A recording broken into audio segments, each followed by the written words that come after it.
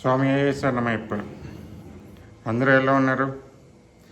ఈ వీడియో నిన్న పవన్ కళ్యాణ్ గారు వరంగల్లో ఒక చిన్న పిల్లవాడి చావు బ్రతుకుల మధ్య ఉన్న చిన్న పిల్లవాడు ఆఖరి కోరిక తీర్చేందుకు వాళ్ళ ఇంటికి వెళ్ళి ఆ పిల్లవాడిని కలిసి ఆ పిల్లవాడికి కొండంత ధైర్యాన్ని నింపి ఎంతో కొంత ఆర్థిక సాయం చేసి ఆ పిల్లవాడికి రామ్ చరణ్ గారి దగ్గర ఉన్న చిన్న కుక్కపిల్ల ఆ కుక్కపిల్ల అంటే ఇష్టం అని తెలుసుకొని గంటలోపు అలాంటి కుక్కపిల్లని పంపించి అలాగే ఒక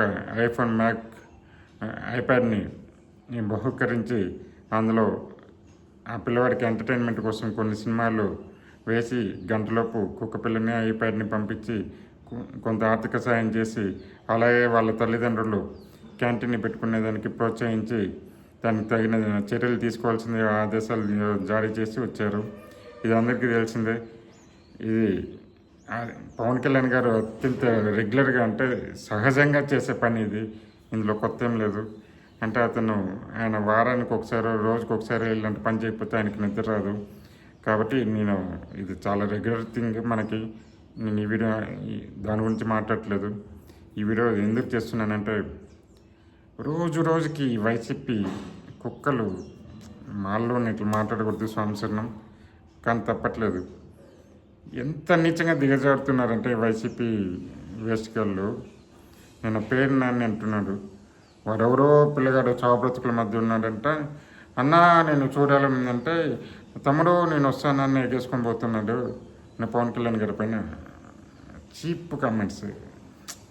నాకు ఆ కామెంట్స్ చూసినప్పటి నుంచి రాత్రి నుంచి గుండెలో చాలా బాధగా ఉంది. ఎందుకంటే అంత చీప్గా అంటే ఒక పిల్లవాడు చావు బ్రతుకుల్లో ఉన్నాడు. ఆ పిల్లవాడి ఆఖరి కోరిక తీర్చేందుకు పవన్ కళ్యాణ్ గారు వెళ్తుంటే అందులో కూడా రాజకీయం ఎత్తుకుతావు పేరునని.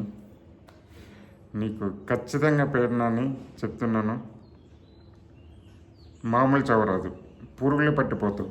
ఎందుకంటే ఆ పిల్లవాడి ప్రేమ స్వచ్ఛం, పవన్ కళ్యాణ్ గారు చూపించిన ప్రేమ స్వచ్ఛం. ఆ స్వచ్ఛమైన ప్రేమలో నువ్వు రాజకీయం ఎతికినావు. రాజకీయం ఎతికి దానిపైన చిల్లర చీప్ కామెంట్స్ చేసినావు. పురుగులు పట్టి నీ కుటుంబం నీ వారసత్వం అంతమయ్యే రోజులు తొందరలోనే వస్తుంది. ఎందుకంటే ఇంత నీచంగా నాకు తెలిసి ఏ రాజకీయ నాయకుడు మాటలే నీ ఎంత నీచంగా ఇటువంటి ఒక సందర్భాన్ని పురస్కరించుకొని నీకు ఒక దండం రా నాయన పేరు నాని.